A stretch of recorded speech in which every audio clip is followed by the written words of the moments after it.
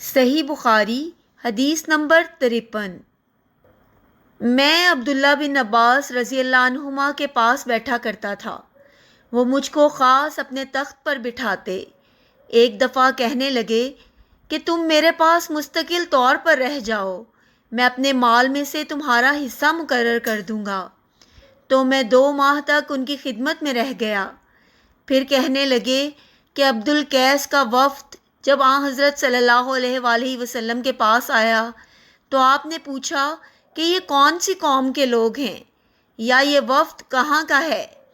انہوں نے کہا کہ ربیہ خاندان کے لوگ ہیں۔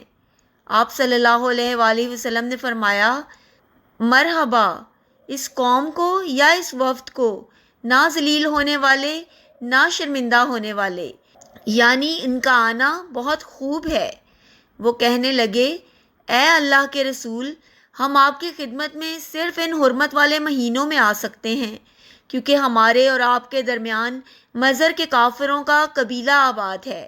بس آپ ہم کو ایک ایسی قطعی بات بتلا دیجئے جس کی خبر ہم اپنے پچھلے لوگوں کو بھی کر دیں جو یہاں نہیں آئے، اور اس پر عمل درآمد کر کے ہم جنت میں داخل ہو جائیں۔ اور انہوں نے آپ سے اپنے برتنوں کے بارے میں بھی پوچھا۔ آپ صلی اللہ علیہ وآلہ وسلم نے ان کو 4 باتوں کا حکم دیا اور 4 قسم کے برتنوں کو استعمال میں لانے سے منع فرمایا۔ ان کو حکم دیا کہ ایک اکیلے خدا پر ایمان لاؤ۔ پھر آپ صلی اللہ علیہ وآلہ وسلم نے پوچھا کہ جانتے ہو ایک اکیلے خدا پر ایمان لانے کا مطلب کیا ہے؟ انہوں نے کہا کہ اللہ اور اس کے رسول کو ہی معلوم ہے۔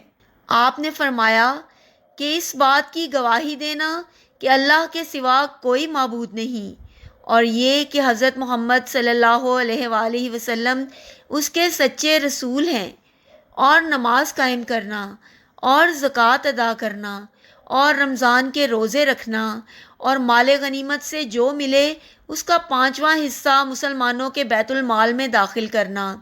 اور 4 برتنوں کے استعمال سے آپ صلی اللہ علیہ وآلہ وسلم نے ان کو منع فرمایا، سبز لاکھی مرتبان سے، اور کدو کے بنائے ہوئے برتن سے، لکڑی کے کھودے ہوئے برتن سے، اور روغنی برتن سے، اور فرمایا کہ ان باتوں کو حفظ کر لو اور ان لوگوں کو بھی بتلا دینا جو تم سے پیچھے ہیں اور یہاں نہیں آئے ہیں۔